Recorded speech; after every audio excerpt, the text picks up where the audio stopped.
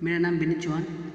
आइए स्टार्ट करते हैं अपना पहला चैप्टर इंट्रोडक्शन, जो मैंने 4 मिनट की वीडियो बनाई थी उससे आगे का स्टार्ट करते हैं।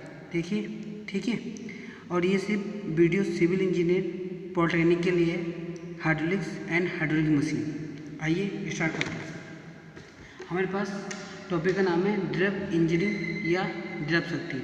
इसे हम इंग्लिश में बोलते हैं हाइड्रोलिक। तो हाइड्रोलिक का मतलब क्या होता है? हाइड्रो का मतलब होता है पानी। हाइड्रो का मतलब क्या होता है? पानी। हमें सिविल वालों को क्या सिर्फ पानी से रिलेटेड भी पढ़ना है, ठीक। अब हाइड्रोलिक का मतलब क्या होता है? पानी, ठीक है।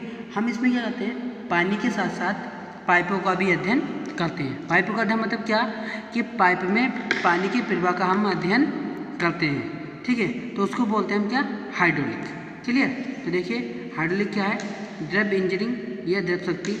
द्रव शक्ति विज्ञान अर्थात अंग्रेजी शब्द में हाइड्रो का अर्थ पानी है। हाइड्रोलिक शब्द जो 2 ग्रीक शब्दों से मिलकर बना है, जिसका अर्थ है पानी और पाइप। इस विषय के अंतर्गत पानी के साथ पाइप में उसके प्रवाह का अध्ययन आदि किया जाता है। ड्रिप इंजीनियरिंग को निम्नलिखित 3 भागों में बांटा गया है, ठीक है। हाइड्रोलिक का मतलब समझ गए आप? हाइड्रोलिक का मतलब समझ गए आप? हाइड्रोलिक क्या होती है, ठीक है। अब इसी हाइड्रोलिक मैकेनिज्म को 3 भागों में बांटा गया है। पहला है आपका द्रव स्थितिक। पहला कौन सा है? द्रव स्थितिकी, जिसे बोलते हैं हम हाइड्रोस्टैटिक। दूसरा है द्रव शुद्ध गतिकी, ठीक है, जिसे बोलते हैं हाइड्रोकाइनेमेटिक। तीसरा है द्रव गतिकी, जिसे बोलते हैं हम हाइड्रोडायनेमिक। अब बात करते हैं, आइए हाइड्रोस्टैटिक। हाइड्रोस्टैटिक का मतलब होता है कि पानी रुका हुआ, पानी किसमें? विराम अवस्था में। जब पानी हमारा विराम अवस्था में होता है तो उस पर क्या है? 3 फोर्स बल कार्य करते हैं, एक हॉरिजॉन्टल, एक वर्टिकल और एक इंक्लाइंड, ठीक है। कौन से बल करते हैं? Horizontal, vertical, inclined. जैसे सपोज कीजिए हमारे पास क्या है? एक ये डाम है, ठीक, ये डाम है, इसके पीछे हमारा पानी भरा हुआ है, ठीक। तो ये पानी क्या है? ये हॉरिजॉन्टल फोर्स कर रहा है, ठीक। और यहाँ से जब स्लिप होगा, ये यहाँ से स्लिप होगा तो यहाँ क्या होगा? इंक्लाइंड भी फोर्स करेगा और वर्टिकल भी फोर्स करता है। हॉरिजॉन्टल कारण जिसका नहीं मोमेंट भी इस पर एक हमारा क्रिएट हो जाता है। तो ये होता है आपका हाइड्रोस्टैटिक, जिसमें पानी हमारा विराम अवस्था में रहे। देखिए थोड़ी क्या कहती है द्रव स्थितिकी में, विज्ञान की वह शाखा जिसमें द्रवों की विराम अवस्था का अध्ययन किया जाता है, वह द्रव स्थितिकी कहलाती है। इसके एक बिंदु से दूसरे बिंदु तक दाब के घटने या बढ़ने का अध्ययन करते हैं। विराम अवस्था में द्रव द्वारा उत्पादक क्षैतिज और झुकी सतह पर आरोपित बलों का अध्ययन करते हैं। मैंने कहा ना 3 बल लगते हैं इस पर, ठीक है। और जबकि द्रव क्या होता है हमारा? जबकि सतह द्रवों के संपर्क में रहता है। समझ में आया? द्रव स्थिति क्या रहती है? द्रव स्थिति क्या होता है कि द्रव हमारे इसमें विराम अवस्था में होता है, इस पर 3 बलों का अध्ययन किया जाता है, एक क्षैतिज, एक ऊर्ध्वाधर, एक झुका हुआ, ठीक है। मैंने अभी एग्जाम्पल दिया था किसका? डाम का, ठीक है। और इसमें द्रव जो होता है वो सतह के संपर्क में होता है। अब बात करते हैं द्रव शुद्ध गतिकी, जिसे बोलते हैं हाइड्रोकाइनेमेटिक। हाइड्रोकाइनेमेटिक क्या होता है? हाइड्रोकाइनेमेटिक देख लो। हाइड्रोकाइनेमेटिक में क्या होता है कि इसमें द्रव की गति का अध्ययन करते हैं। किसकी? द्रव की गति का अध्ययन। पर जिन बलों के कारण गति होती है उनका अध्ययन हम इसमें नहीं करते हैं, ठीक है। तो यही इसको क्या बोलते हैं आप? क्या बोलते हैं? द्रव शुद्ध गतिकी। देखिए द्रव की गति की अवस्था का अध्ययन करते हैं, परंतु जिस बल के कारण गति होती है उसका अध्ययन नहीं करते हैं। यह शुद्ध गतिकी कहलाती है। इसके अंतर्गत द्रव कण गति की अवस्था में वेग और त्वरण को प्राप्त किया जाता है। जो वेग और त्वरण जो होते हैं, भाई वेग और त्वरण वो सिर्फ उसमें क्या गति हो रही है, किसी बल के कारण नहीं, सिर्फ ऑटोमेटिक अपनी एक गति हो रही है, तो उसको बोलते हैं द्रव शुद्ध गतिकी, ठीक है। अब आ जाए द्रव गतिकी, ठीक है, इसे बोलते हैं हाइड्रोडायनेमिक, ठीक है। तो द्रव गति होती है जिसमें द्रव की गति के साथ साथ उसके बलों का भी अध्ययन किया जाता है। द्रव की गति के साथ साथ उसमें बलों का अध्ययन भी किया जाता है। उसको क्या बोलते हैं? द्रवगतिकी। जैसे एग्जाम्पल तौर पर ले लो कंटिन्यूटी इक्वेशन, ठीक है, क्या हो गया? कंटिन्यूटी इक्वेशन और एनर्जी इक्वेशन, ऊर्जा समीकरण, ठीक। तो ये जो क्यों होती है? द्रवगतिकी में आती है। क्यों? इसमें द्रव की गति के साथ कोई बल लगता है, तो गति लगाने के लिए क्या कोई बल काम करेगा, उसको बोलते हैं द्रवगतिकी। क्या है? द्रवगति के साथ उसके बल का अध्ययन भी किया जाता है, जिससे कण गति होते हैं, उसे द्रवगतिकी कहते हैं। द्रव के बल के कारण गति जैसे सत्यता समीकरण, ऊर्जा समीकरण, संवेग समीकरण द्वारा किया जाता है। क्लियर? अब बात करते हैं तरल का वर्गीकरण। तो आइए तरल का वर्गीकरण बताते हैं अगले वीडियो में हम। अगर ये वीडियो आपको अच्छी लगी हो तो प्लीज़ लाइक कीजिए, शेयर कीजिए और सब्सक्राइब कीजिए। थैंक यू, धन्यवाद। आइए स्टार्ट करते हैं तरल का वर्गीकरण। ठीक है, तरल का वर्गीकरण करते हैं, ठीक, क्लासिफिकेशन ऑफ फ्लूइड। ठीक, तो क्लासिफिकेशन ऑफ फ्लूइड जो करते हैं हम, ठीक है, वो संपीड़ा या दबाने की क्षमता के आधार पर करते हैं। ठीक है, कंप्रेसिबिलिटी के आधार पर। तो कंप्रेसिबिलिटी के आधार पर, दबाने के आधार पर दो प्रकार से होता है। पहला होता है आपका द्रव, दूसरा होता है आपका गैस। ठीक है, पहला होता है आपका द्रव मतलब लिक्विड, दूसरा होता है गैस। अब देखो द्रव में कैसे होता है?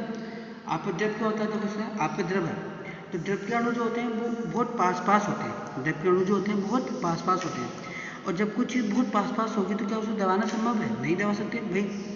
कोई चीज़ है उसके अणु बहुत पास है तो वो दब नहीं सकते। क्यों नहीं दब सकते? उसके अणु पास है, बीच में गैपिंग ही नहीं है। जब गैपिंग नहीं है तो वो दबेंगे कहाँ से? तो वो दबेंगे ही नहीं। जब वो दबेंगे नहीं तो एक तरह से क्या है, उनका जितना एरिया है, ठीक है, उसमें क्या है, घनत्व बहुत अधिक होगा। ठीक है भाई, जब अणु पास हैं और उसे दबाने की कोशिश करें तो वो दबेंगे नहीं। तो इसका मतलब क्या हुआ कि वो उनका घनत्व भी अधिक होगा। ठीक है, क्या होगा? घनत्व भी अधिक होगा। और द्रव में क्या होता है कि ताप परिवर्तन का प्रभाव भी बहुत कम होता है। समझ में आया? द्रव क्या है? तो द्रव एक असंपीड्य द्रव भी कहा जाता है। असंपीड्य मतलब जिसको दबाया नहीं जा सके, उसको असंपीड्य द्रव भी कहा जाता है। ये वे तरल है जिससे आसानी से नहीं दबाया जाता। क्यों नहीं दबाया जा सकता? क्योंकि इसके अणु बहुत पास होते हैं द्रव के, इसलिए हम इसको नहीं दबा सकते। और ताप परिवर्तन का प्रभाव भी कम होता है, और द्रवों का घनत्व भी अधिक होता है। ये द्रव मुक्त सतह पर पाई जाती है। दूसरी कंडीशन गैस। गैस क्या है? गैस को संपीड्य तरल भी कहा जाता है। संपीड्य मतलब जिसको हम दबा सकते हैं। दबा क्यों सकते हैं गैस को?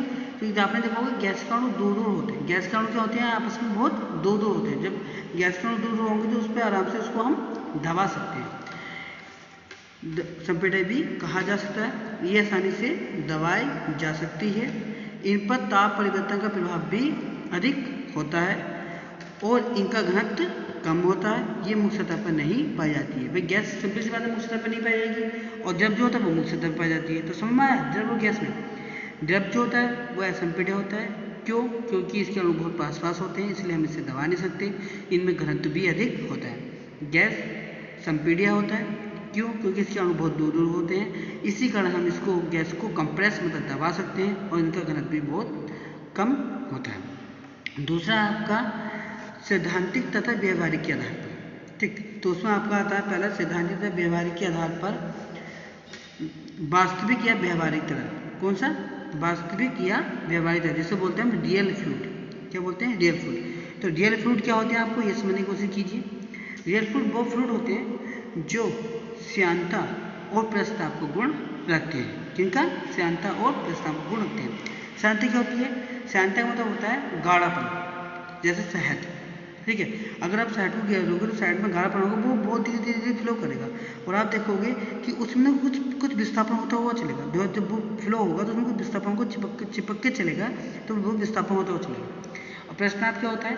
प्रस्ताव वो होता है जो अपने पृष्ठ पर तनाव लगाता हो। ठीक है, जैसे मान लीजिए कोई पानी है, ठीक, एक बाल्टी लीजिए, उसमें पानी भरिए, तो जब आप बाल्टी लगाओगे तो वो पानी क्या करेगा, उसकी पृष्ठ पर, उसके चारों क्या लगेगा, तनाव खींच करेगा, बाहर की बाल्टी रख देगा, तो उसको बोलते हैं बेटा पृष्ठ तनाव। तो वास्तविक व्यवहारिक तरल रियल फ्लूइड क्या होते हैं? रियल फ्लूइड वो फ्लूइड होते हैं जो प्रस्ताव और श्यानता का गुण रखते हैं। ठीक है, और श्यानता के कारण कुछ न कुछ अपना विस्थापन कुछ ना कुछ अपना विस्थापन करते चलते हैं। ठीक है, जैसे थोड़ी देखिए, ये वे तरल होते हैं जिनमें श्यानता और प्रस्थानाप का गुण होता है और एक तरल को वास्तविक तरल भी कहते हैं, जो अपने किसी भी कण के विस्थापन में कुछ ना कुछ प्रतिरोध अवश्य उत्पन्न करते हैं। यही मैंने आपको बताया कि रेड फ्लूइड होता क्या। अब बात करते हैं रेड फ्लूइड के बाद, यह था आपका आइडियल फ्लूइड। कौन सा fluid? Ideal fluid. Ideal fluid देखो, आइडियल फ्लूइड क्या होता है? आइडियल फ्लूइड वो फ्लूइड होते हैं जो प्रस्थानाप, श्यानता और संपीड़नता का गुण नहीं रखते हो, मतलब सरफेस टेंशन, विस्कोसिटी और कंप्रेसिबिलिटी का गुण नहीं रखते हो, उसको क्या बोलते हैं बेटे? आइडियल फ्लूइड बोलते हैं। ठीक है, ये घर्षण रहित होते हैं, इनमें कोई भी घर्षण नहीं लगता है आइडियल फ्लूइड में। ठीक है, थोड़ी देखो, ये बेतरल होते हैं, इसमें श्यानता, प्रस्थानाप, संपीड़न का गुण नहीं होता है और ये घर्षण रहित होते हैं और ये अपने किसी भी कण में विस्थापन में कोई भी प्रतिरोध उत्पन्न नहीं करते। ठीक, तीसरा आता है आपका, तीसरा नंबर है ये आपका तीसरा, न्यूटन के श्यानता के नियम के आधार पर। ठीक, तो न्यूटन का श्यानता नियम क्या होता है? पहला आता है न्यूटन के श्यानता के नियम के आधार पर न्यूटनिक, क्या है?